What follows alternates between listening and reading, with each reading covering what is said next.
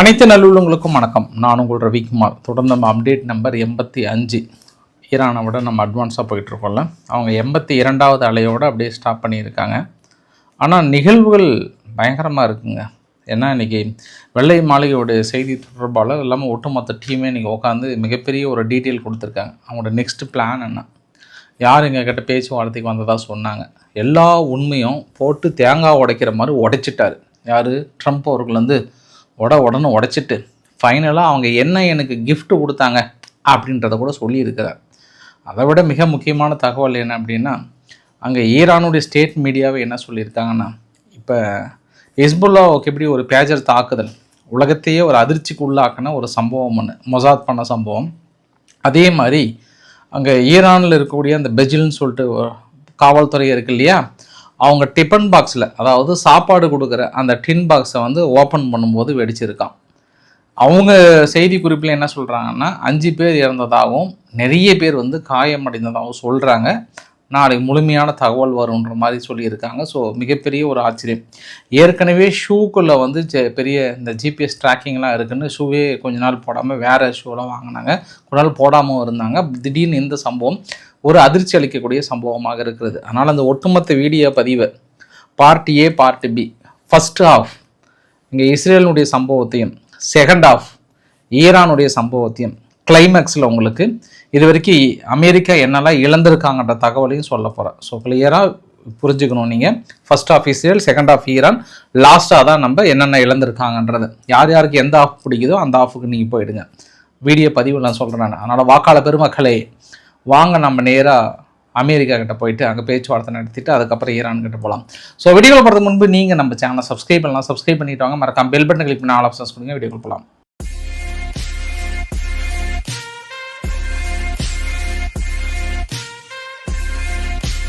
ஐயா, நான் முந்தைய தகவல் ஒன்று, நம்ம அப்டேட் நம்பர் 84ல் ஒரு தகவல் என்ன பண்ணிட்டேன், இடையில் கொஞ்சம் உங்ககிட்ட மாற்றி சொல்லிட்டேன். அதனால் மனசு ரொம்ப வலிக்குது. அதை கொஞ்சம் ஸ்டடி பண்ணிட்டு போயிடலாம், நேர் பண்ணிட்டு போயிடலான்னு பார்க்குறேன். அதனால் சப்போஸ் நீங்கள் உள்மூலைக்குள்ள அனுப்பிச்சிருந்தீங்கன்னா அது அழிச்சிட்டு இந்த தகவலை ஏற்றிக்கோங்க.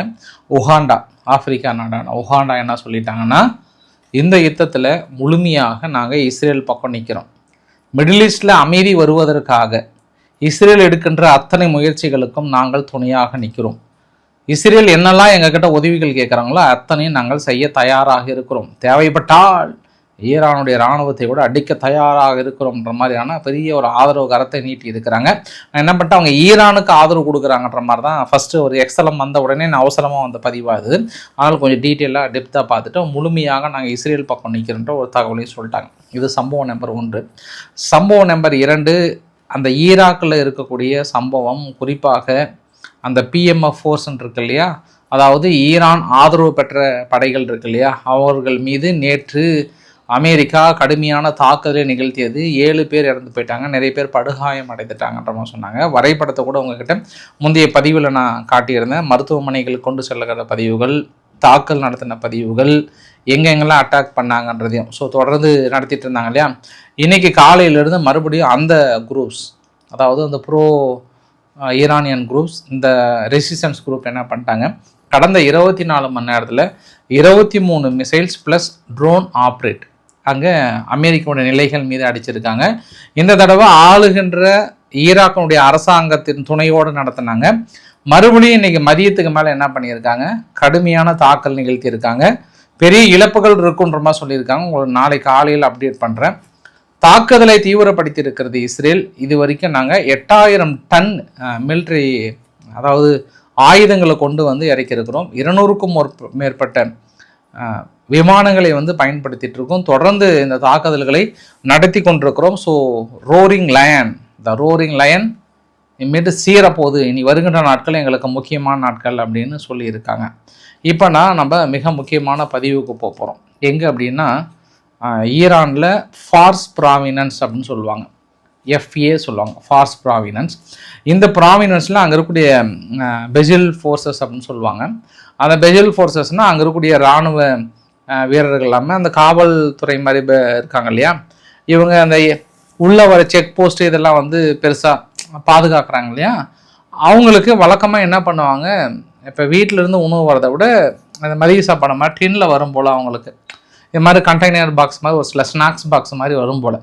அவங்க வழக்கமாக வர சாப்பாடோடு என்னென்ன அடிடே ஸ்நாக்ஸாக இருக்கே அப்படின்னு நினச்சிட்டு அவங்க என்ன பண்ணியிருக்காங்க, ஆவலாக ஓப்பன் பண்ணியிருக்காங்களாம். ஆனால் ஓப்பன் பண்ணதில் ஸ்பாட்டை விட்டு 5 பேர் இறந்து போயிட்டாங்க. இது வந்து அவங்க ஸ்டேட் மீடியாவே சொல்லியிருக்காங்க. அது இல்லாமல் நிறைய பேர் வந்து ஊண்டட் அப்படின்றாங்க. நிறைய பேர் ஊண்டட் அப்படின்னா இன்னும் அவர்கள் எத்தனை பேர் என்னென்ன கை கால்கள் ஏதாவது பிரச்சனை என்னன்னு தெரியல. வீடியோ பதிவுகள் கூட பாருங்கள், அந்த வெடித்த பதிவுகள், அந்த சிதறின பதிவுகள். ஏன்னா நம்ம பேஜர் தாக்குதல் பார்க்கும்போதே பார்த்தோம், இறந்தது கம்மியான பேராக இருந்தாலுமே, ஒரு 3-4 பேராக கூட இருந்தாலுமே பாதிப்புகள் வந்து இன்ன வரைக்கும் அவங்க கிட்ட இருக்கு. ஏன்னா கைகளே இருந்தது, கண்களே இருந்தது, அது மாதிரிலாம் இருக்கு. பட் ஈரானுடைய ஸ்டேட் மீடியா எந்த அளவுக்கு ரகசியமாக வைத்திருக்காங்க, இல்லை வெளியே சொல்ல போறாங்களான்றது நீ பொறுத்து இருந்து பார்க்கணும். ஆனால் இந்த சம்பவம் வந்து அவங்க எதிர்பார்த்துருக்கவே மாட்டாங்க. ஃபர்ஸ்ட் ஒரு டெஸ்டிங் எடுத்தாங்களா இல்லை என்ன பண்ணான்னு தெரியல. அது ஒரு ப்ராமினன்ஸ், அதாவது ஃபர்ஸ்ட் ஃபார்ஸ் ப்ராமினன்ஸ், அதுக்கப்புறம் வந்து ஷிராஸ் அப்படின்னு சொல்கிறாங்க. இந்த 2 இடத்துல தான் ட்ரை பண்ணி இருக்காங்களாம். இது ஆல்மோஸ்ட் மொசாத்தோட வேலையாக இருக்குன்ற மாதிரி படு தீவிரமாக யார் இந்த பார்சலை கொடுத்தது, எப்படி வந்தது அப்படின்னு இதுக்கப்புறம் தான் தீவிரமாக முயற்சி செய்கிறாங்களா, என்ன பண்ண போகிறாங்கன்றதை பொறுத்திருந்து பார்க்க வேண்டிய ஒரு நிகழ்வு. ஏற்கனவே அங்கே IRGCக்குள்ளே என்னாச்சு அப்படின்னா, இந்த யுத்தம் ஸ்டார்ட் பண்ணும்போது இந்த தேடி முக்கிய தலைவர்லாம் வந்து கொண்டுட்டு இருந்தாங்க இல்லையா, அப்போ அங்கே பரவுனது என்னென்னா ஷூக்குள்ளே வந்து அவங்க ஜிபிஎஸ் இந்த சிக்னல் மாதிரி வச்சுட்டாங்க. ஏன்னா இவங்க பல்காக ஆர்டர் கொடுக்குறாங்க இல்லையா, அந்த இடத்துலேருந்து ட்ராக்கிங் சிக்னல் வச்சுட்டு தான் இவங்க நம்ம பேசுகிறது செய்கிறதெல்லாம் கண்டுபிடிக்கிறாங்கன்னு சொல்லிட்டு இடையில பெருசாக டெஸ்டிங் எல்லாம் எடுத்து கூட அதுக்கப்புறம் அந்த வாரம் ஆரம்பித்த 3ஆவது நாள்லேருந்து ஒரு வாரத்துக்குள்ளே நான் உங்ககிட்ட ஏற்கனவே சொல்லியிருக்கேன். அது எத்தனை பேர் ரிமைண்டர் இருக்குன்னு தெரியல. ஷூவை வந்து மேக்ஸிமம் அதை அவாய்ட் பண்ணிடுற மாதிரி அங்கேருந்து தகவல்கள் வந்தது. பட் எனக்கு அப்போ கொஞ்சம் கான்ஸ்பிரசி தியரியாகவே இருந்தது, நம்பாத மாதிரி தான் இருந்தது. பட் இன்னைக்கு அதை எல்லாமே சேர்த்தி தான் சொல்கிறாங்க. அந்த ஷூவை போட்டு புது ஷூவுக்கு கொண்டு வராங்க. ஏன்னா திடீர்னு பேச்சர் தாக்குதல் மாதிரி ஷூவுக்குள்ளே இருந்து திடீர்னு நல்லா வெடிச்சுன்னா பிரச்சனை ஆகிடும் இல்லையா. அதனால் இப்போ எதுக்கு வந்தாங்க, இப்போ பார்த்தா சாப்பிட்ற சாப்பாடு இந்த பாக்ஸை திறக்கும் போது வெடிக்குது அப்படின்னா இனி ஈரான் சுதாரிக்க வேண்டியது சால சிறந்தது. ஏற்கனவே பெசிலினுடைய ஃபோர்ஸஸ் எல்லாமே வெளியில் இருந்தாவே வீடியோ பதிவுலாம் வந்தது. வெளியில் இருந்தால் அந்த ட்ரோன் சத்தம் கேட்டாவே அவங்க உள்ளே எல்லாம் பயந்துட்டு ஓடுற பதிவுகள்லாம் பார்க்க முடியுது. ஒரு சில இடங்களில் அவங்க கட்டுப்பாட்டில் இல்லாமல் அப்படியே ஓப்பனாக இருக்கிறதையும் பார்க்க முடிகிறது. அப்போ அடுத்து ஒரு சம்பவம் என்ன, இன்னைக்கு காலையில் கூட இன்னொரு கிளைம் பண்ணியிருக்காங்க இஸ்ரேல் தரப்பில்.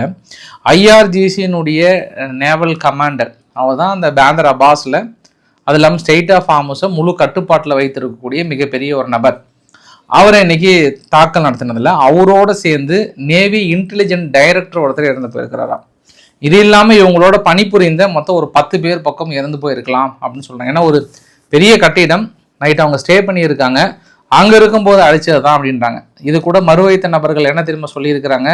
சரி இருந்தாலும் நான் சொல்கிறேன், நான் அவங்க யூஸ் பண்ணுற பேட்ச்லாம் இருக்குல்ல, அந்த பேட்சில் தான் ஏதோ ஒரு சிக்னல் இருக்குன்ற மாதிரி சொன்னாங்க. ஏன்னா ஏற்கனவே இவங்க முக்கிய தலைவர் எல்லாமே அதை தான் போட்டிருக்கிறாங்க.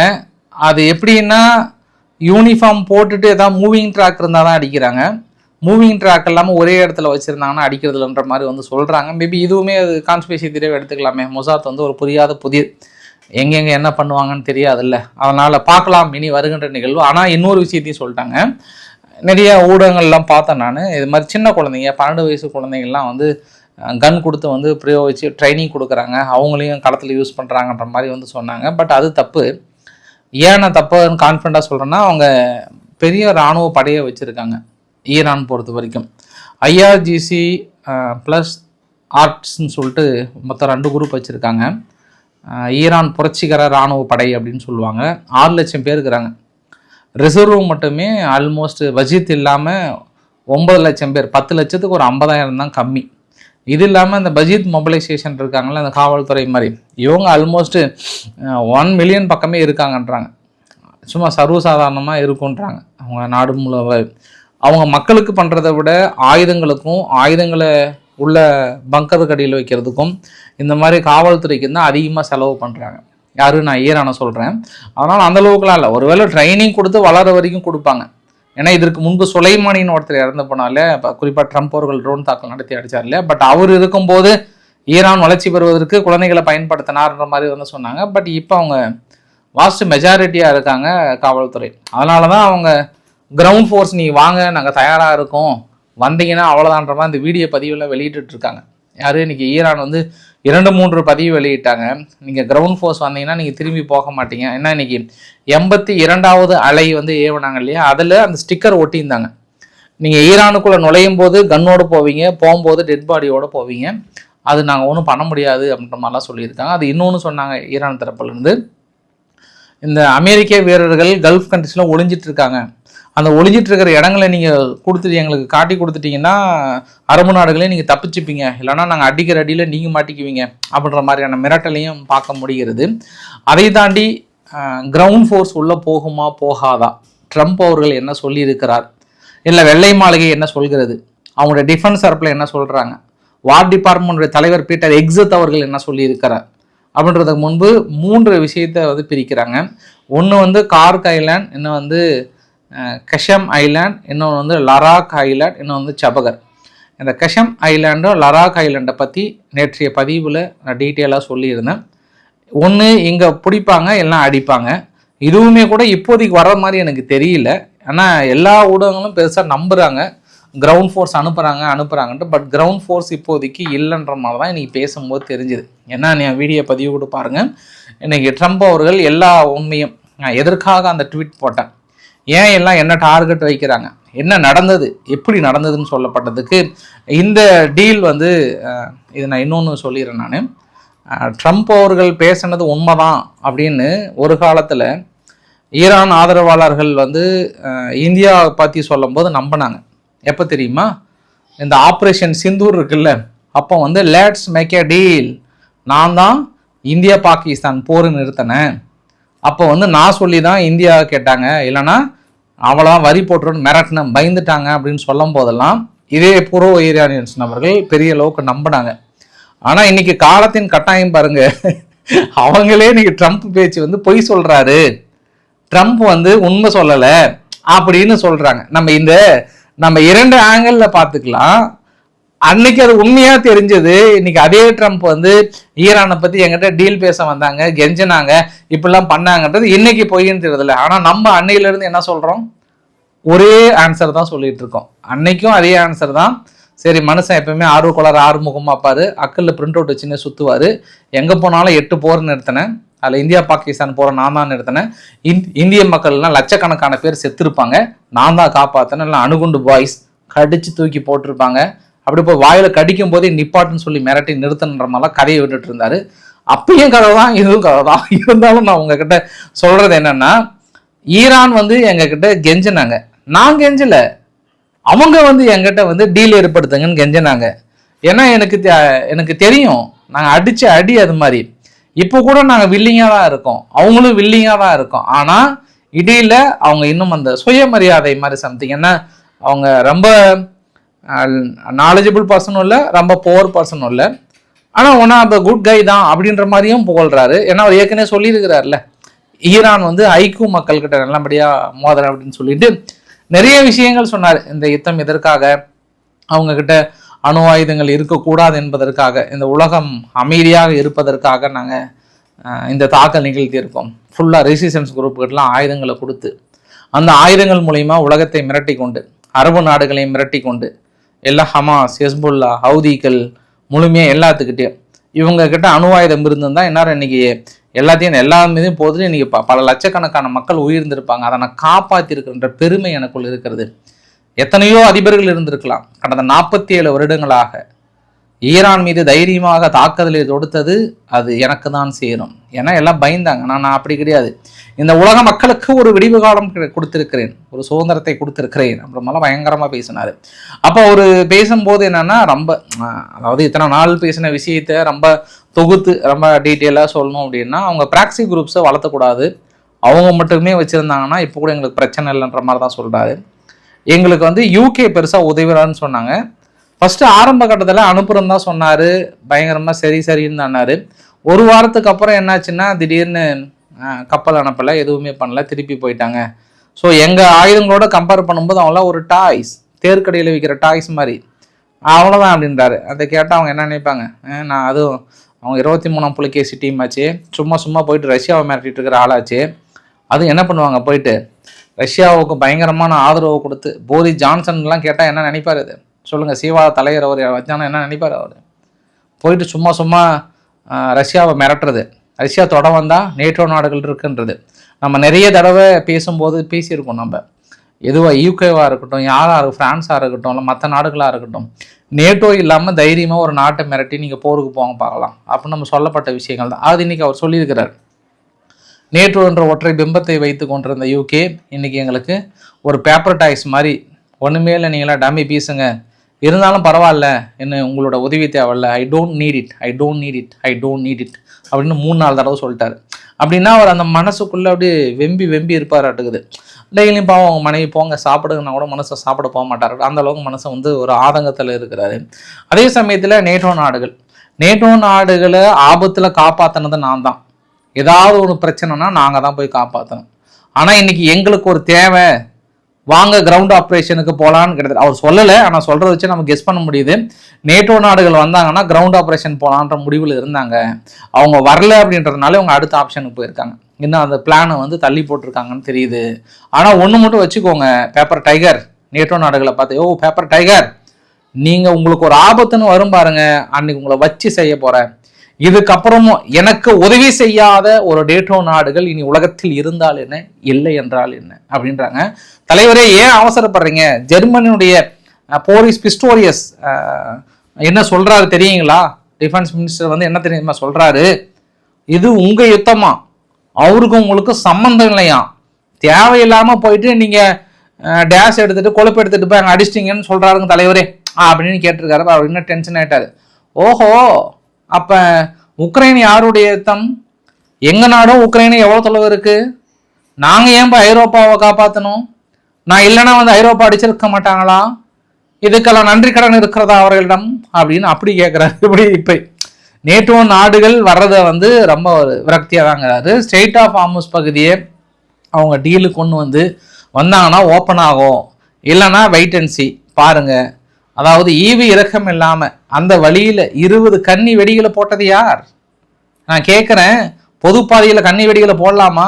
அதை அப்பயே தெரியல, அவங்க எவில் பற்றி தெரியாதா அப்படின்ற மாதிரிலாம் பயங்கரமாக ஈரானை கடுமையாக வந்து சாடி இருக்கிறார். அது இல்லாமல் ஒரு மக்கள் கேட்டாங்களாம், ஐயோயோ ரொம்ப அடிக்கிறீங்க, பெரிய டிசாஸ்டர், எங்கள் நாட்டுக்குள்ளே இந்த டிசாஸ்டர், நான் வேறு வழி இல்லை, உங்களை வந்து டீலுக்கு வர வைக்கணும், இப்படி அடித்தாதான் நீங்கள் வருவீங்க அப்படின்னு சொன்னாங்களாம்.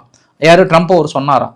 இருந்தாலும் வேறு வழி இல்லை, வரேன் அப்படின்னு சொல்லிட்டு எல்லாமே மறைமுகமாக பேசிட்டு கடைசியில் ஏதோ ஒரு காரணிகள் அவங்கள தடுக்குது. வேறு வழி இல்லை, நாங்கள் அடுத்த ஆப்ஷன் நாங்கள் போகிறோம். அட் சேம் டைம் இதுக்கப்புறம் நாங்கள் எப்படி எங்கள் வழிக்குள்ளே கொண்டு வர முடியுமோ அதை நாங்கள் கொண்டு வர போகிறோம் அப்படின்ற மாதிரி வந்து சொல்லிட்டாங்க. மேபி இந்த தாக்கல் நடத்துறதை விரைவுபடுத்துகிறாங்க. இப்போ தான் இந்த கேள்வி, தலைவரே 2 நாளாக சொல்லிட்டுக்கிறீங்க, கிஃப்ட் கொடுத்தாங்க, அந்த கிஃப்ட் கொடுத்தாங்க, இந்த கிஃப்ட் கொடுத்தாங்க, விலை மதிப்பு மிக்க கிஃப்ட் கொடுத்தாங்களே, என்னதான் தலைவரே சொல்லுங்க அப்படின்னு கேட்கும்போது அவர் சொல்கிறாரு, 8 ஆயில் போட்டான், இந்த 8 ஆயில் போட்டு தான் கிஃப்டாக எனக்கு, அதை நாளைக்கு மூழ்கடிக்க சொல்லிட்டேன் அப்படின்றார். அப்போ நம்ம என்ன புரிஞ்சுக்கலாம்னா, அவர் நேற்று தான் அதுதான் குழு கொடுத்துனுக்கிறாரு. வெதர் ஆயிலா, வெதர் கேஸா, வேறு என்னன்னு பார்த்தா அந்த 8 ஆயில் இது பெரிய எண்ணெய் கப்பல்களையும் அமெரிக்கா ஏற்கனவே பிடிச்சி வச்சுருந்தது. அந்த பிடிச்சி வச்ச கப்பலையும் வந்து எண்ணெய் எடுத்து வச்சுக்கிட்டாங்க. அப்போ இந்த எம்டி கப்பலை வந்து மூழ்கடிக்க செய்கிறாரு. அதுதான் நம்ம வந்து இப்போ பிரதானமாக நினைக்க முடியும். ஏன்னா ஏற்கனவே ஈரானிடம் கூட அமெரிக்காவுடைய 2 கப்பல் இருக்குன்னு நினைக்கிறேன், பதிலுக்கு அவங்களும் மூழ்கடிப்பாங்க. ஸோ அந்த கிஃப்ட்டை தான் இவர் சொல்கிறான்னு நினைக்கிறேன். அப்போ அந்த பேச வந்த ஆளுங்க, நான் உங்களுக்கு எல்லா கிஃப்ட்டையும் அந்த கப்பல் உங்களுக்கு கொடுத்துறேன்னு சொல்லியிருப்பாங்களா என்னன்னு தெரியல. எனக்கு இன்னுமே டவுட் ஆகுது, பாகிஸ்தான் தான் ஏதோ பாவம் வெள்ளந்தியா இருக்கிறார், வெள்ளக்காரங்க அப்படி இப்படின்னு புலம்புவாங்க. இந்த பாகிஸ்தானும் எகிப்தும் சேர்ந்துதான் தலைவரே என்கிட்ட இப்படி பேசுனாங்க அப்படி பேசுனாங்க கதையை விட்டு, அவரு பாவம் வெளுத்ததெல்லாம் வாழுன்னு நினைச்சு இதெல்லாம் சொல்றாரான்னு எனக்கு தெரியல. இல்லை வழக்கமா அவரு கொஞ்சம் கதையை கொஞ்சம் அடிச்சு விடுவாரு, ஆனால் ஓவரா கொஞ்சம் அடிச்சு விடுவாரு. இப்போ பீட்டர் எக்ஸத் அவர்கள் என்ன சொல்றாருன்னா, இதுக்கப்புறம் என்னன்னா ஒரே ஒரு தீர்வு தாங்க, என்னன்னா அது பாம் மூலியமாக தான் எங்களுக்கு ரிசல்ட்டு கிடைக்கும். பாருங்கள், இன்னும் அடிக்க அவங்க எங்கள் வழிக்கு வருவாங்க. நாங்கள் அருமையான ஒரு ஜாப் பண்ணியிருக்கோம். அவங்ககிட்ட நேவல் பேஸ் கிடையாது, வான்பரப்பு கிடையாது, போர் விமானங்கள் கிடையாது, வான்தடுப்பு சாதனங்கள் கிடையாது. கம்ப்ளீட்டாக ஈரானுடைய வான்பரப்பு எங்கள் கட்டுப்பாட்டில் இருக்குது. இதுக்கு முன்னாடி எப்படி இருந்தது, இப்போ எப்படி இருக்குது? அவங்களோட தலைவர்கள் யாருமே இல்லை. இன்னொரு வார்த்தை கூட ட்ரம்ப் அவர்கள் சொன்னார், அவங்க தலைவர் யார்? ஐதுல்லா அலி காமேனி வந்து மனநோய் பிடிச்சவர். அந்த மனநோய் பிடிச்சவர் வந்து இறந்து போயிட்டாரு, அடுத்த ஒரு ஆள் உயிரோடு இருக்கிறாரான்னு தெரியல. ஸோ சேட், யாருக்கிட்ட பேச்சுவார்த்தை நடத்துறதுன்னு தெரியாமல் முழிச்சிட்டு இருக்கிறாங்க அப்படின்ட்டு ஒரு வார்த்தையை சொன்னார். அந்த வார்த்தை கொஞ்சம் கடுமையாக இருந்தது.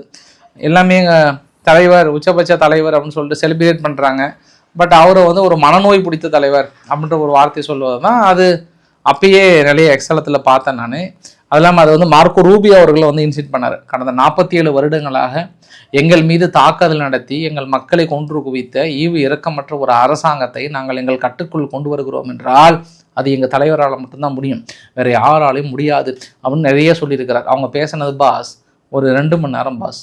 பட் நான் உங்களுக்கு சுருக்கி இந்த 25 நிமிஷத்தில் நான் கொடுக்குறது எவ்வளோ பேர் ரிஸ்க்கு. ஸோ மேக்ஸிமம் இதுதான் முக்கியமான தகவல்.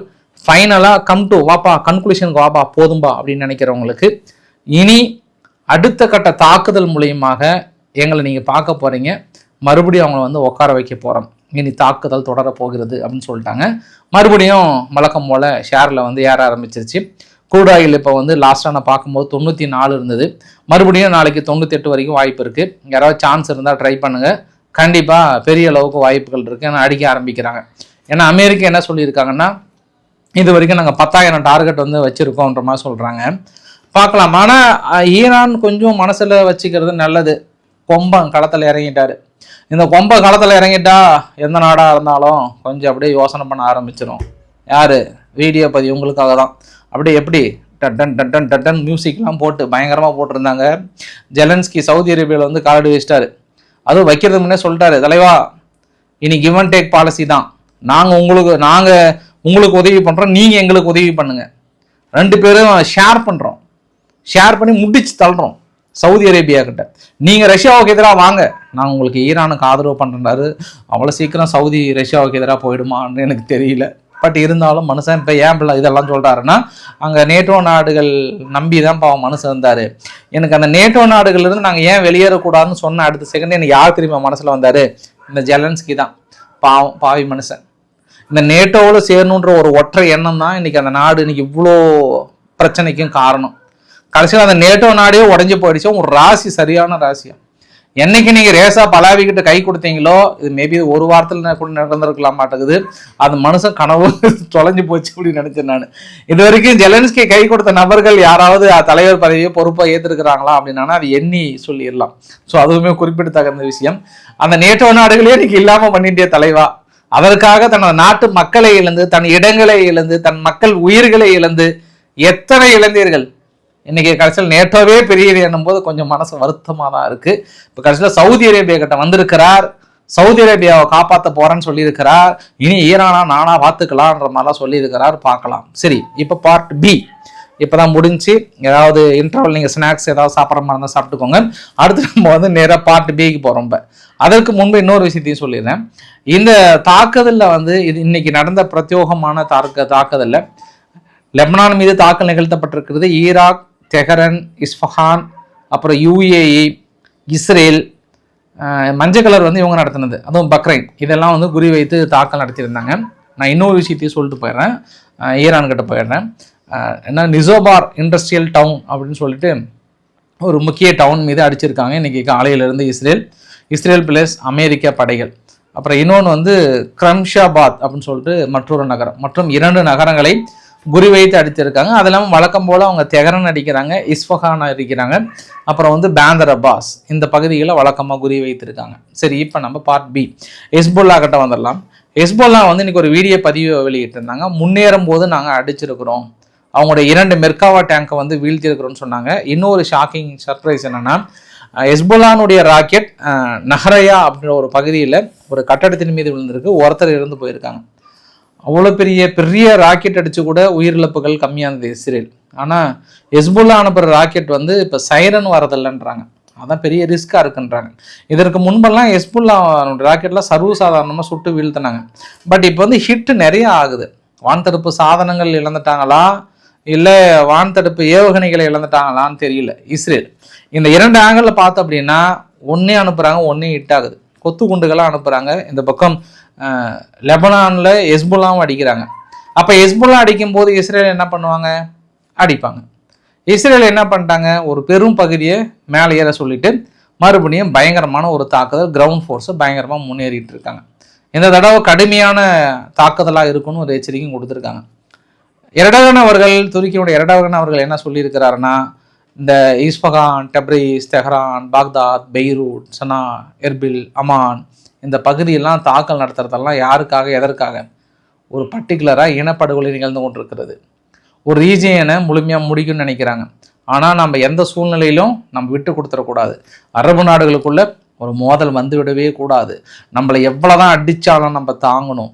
நம்ம கொஞ்சம் இப்படி இறங்கிட்டோம் அப்படின்னா அது இஸ்ரேலுக்கு சாதகமாக போயிடும் அப்படின்ற மாதிரிலாம் பயங்கரம் உணர்ச்சி பங்க பேசிட்டு ஒரு பொழுதும் ஆக்கிரமிப்பை நாங்கள் ஏற்றுக்கொள்ள மாட்டோம்.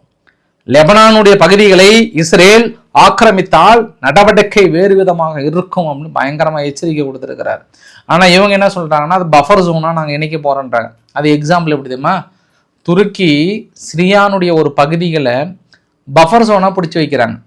ஏன்னா அங்கே குர்தீஸ் பிஎம்எஃப் இல்லை பிகேகேன்னு சொல்லுவாங்க, அவங்க அடிக்கடி துருக்கி மீது தாக்கல் நடத்துகிறாங்கன்னு சொல்லிட்டு ஒரு குறிப்பிட்ட பகுதி பஃபர் ஜோனாக பிடிச்சி வச்சுருக்காங்கல்ல, அதே மாதிரி தான் நீ நாங்களும் பிடிப்போம்னு இன்னைக்கு இஸ்ரேல் சொல்லியிருக்காங்க. சரி, இதுக்கு தலைவர் பதில் சொல்லிட்டாருன்னா இதுக்கு சரியாக போயிருன்னு நினைக்கிறேன் நான். ஏன்னா சதன் லெபனான் பகுதியை பிடிச்சாங்கன்னா அது துருக்கி கூட எதிர்ப்பு தெரிவிக்கல. இவங்க ஐரோப்பா நாடுகளுடைய இதே இழந்துருவாங்க.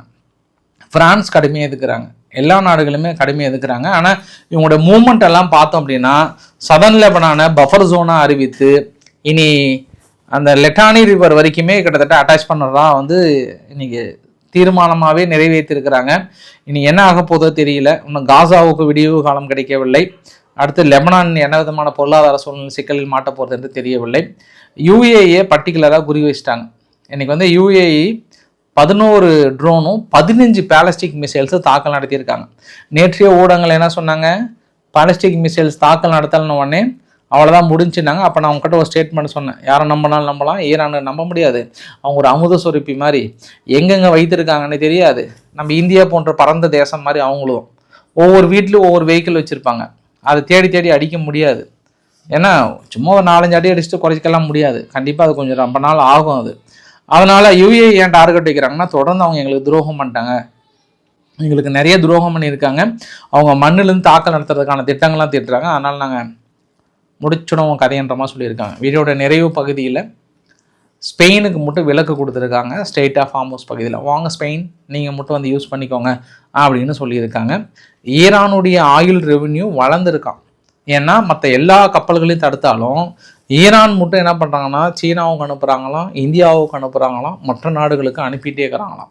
ஆனால் அவங்கள தடுத்துட்டாங்களாம். இத்தனை நாள் ஈரானுடைய கப்பல் பொருளாதார தடை விதித்து அவங்க அனுபவிச்சது இப்போ ஈரான் இந்த யுத்தத்தில் கடைபிடிக்கிறாங்களாம். நல்ல செழிப்பாக தாங்கிறாங்களாம். பொருளாதார பிரச்சனைலாம் இல்லையா. ஸ்டேட் ஆஃப் ஹார்மோஸ் வேறு கண்ட்ரோல் வந்துச்சுன்னா போதும் இந்த யுத்தம் எங்களுக்கு பலன் அளிக்கிறதுன்ற ஒரு எண்ணத்தை உருவாக்கி விட்டதான் அப்படின்னு நாம் சொல்ல பாஸ். ஃபினான்ஷியல் போஸ்ட் சொல்லியிருக்காங்க. ரொம்ப வருத்தமன்றி கொளுத்த லாபம்ன்றாங்கல்ல, அந்த மாதிரி நல்லா கெயினில் தான் இருக்காங்க அப்படின்ற மாதிரி சொல்லியிருக்காங்க. ஃப்ரான்ஸ் தங்கிட்ட இருக்கக்கூடிய ஆயில் ரிசர்வ் 30% பக்கம் கம்ப்ளீட்டாக காலி. அடுத்தடுத்து இனி என்னென்ன தடைகள் போட போகிறோன்னு தெரியலன்றாங்க. பாருங்களேன், நம்ம எவ்வளோதான் மக்கள் தொகை இருந்தாலும் நம்மளும் சீனாவும் இதில் ரொம்ப ஸ்டாண்டர்டாக நிற்கிறோம். மீது எல்லாமே சின்ன சின்ன நாடுகள் தான், மக்கள் தொகையில் ரொம்ப குறைவான நாடுகள் தான். தென்கொரியா எடுத்துக்கோங்க, தென்கொரியாவில் இண்டஸ்ட்ரியிலே க்ளோஸ் பண்ணிட்டாங்க. 30% இழுத்து மூடிட்டாங்க. ஏன்னா சப்ளை செயின் பாதிக்குது, பெரிய பெரிய அளவுக்கு பாதிக்குன்னு க்ளோஸ் பண்ணுறாங்க. ஆஸ்திரேலியா க்ளோஸ் பண்ணுறாங்க. இன்றைக்கி ஐரோப்பா நாடுகள் பாதிக்கும் மேற்பட்ட நாடுகள் ஃப்ரான்ஸ், ஜெர்மனி எல்லாமே கவலை கடம்ன்றாங்க. ஆனால் இது எல்லாம் சஸ்டைன் பண்ணி நம்ம நிற்கிறோம் பார்த்தியா, நம்மளும் சீனாவும். அதுதான் இங்கே இல்லை பெரிய விஷயம் இல்லை. இது எல்லா நாடுகளும் பாதிக்கப்படும் போது தொடர்ந்து இங்கே இருக்கக்கூடிய என்ன நம்ம அளவுக்கான மக்கள் தொகை அவங்களாம் இருந்தால் என்ன பண்ணியிருப்பாங்க, ஃப்ரான்ஸ் எல்லாம் எப்படி அதனுடைய தேவையை ஃபுல்ஃபில் பண்ணியிருப்பாங்க. அந்த ஃப்ரான்ஸினுடைய இழப்புக்கு என்ன காரணம், ரஷ்யா மீது போடப்பட்ட பொருளாதார தடை தான். பட் நம்ம சீனாலாம் என்ன பண்ணோம், அந்த ஸ்டாண்டர்டை மெயின்டைன் பண்ணோம். அது கரெக்டாகவே நடுநிலையை வகிச்சு எல்லாத்துக்கிட்டையும் வாங்கிட்டு இருந்ததுனால சரியாக போச்சு. பட் அவங்க அந்த பொருளாதார தடையை கையில் எடுத்தாங்க பார்த்தியா, அதுதான் மிகப்பெரிய ஒரு ரிஸ்க்காக அமைஞ்சதுன்றது ஒரு கூடுதல் தகவலாக சொல்ல முடியும். இனி வருகின்ற காலங்கள் யாருக்கும் வெற்றி இல்லை, யாருக்கும் தோல்வி இல்லை. இது போகும் கொஞ்ச நாளைக்கு, இப்படி போகும். நம்ம தான் மாட்ட போகிறோம் இன்றைக்கி. இதுக்கப்புறம் எப்படியும் நம்ம தான் மாட்ட போகிறோம். தேர்தல் நடத்திடுவாங்களா, தள்ளி போட்டுருவாங்களா அப்படின்ற கொஷின் மார்க்கோட அந்த வீடியோ பதிவு முடிக்கிறேன் நான். அதனால் நன்றி வாக்காளர் பெருமக்களே. இந்த பதிவை கேட்டுட்டு நீங்கள் போகலாம், ஓட்டு கேட்க போகலாம், என்னன்னாலும் பண்ணலாம் நீங்கள். ஸோ பிடிச்சிருந்தா லைக் பண்ணுங்கள், ஃப்ரெண்ட்ஸுக்கு ஷேர் பண்ணுங்கள், சப்ஸ்கிரைப் பண்ணுங்கள். ரவிக்குமார் சோமுச்சல். நன்றி, வணக்கம்.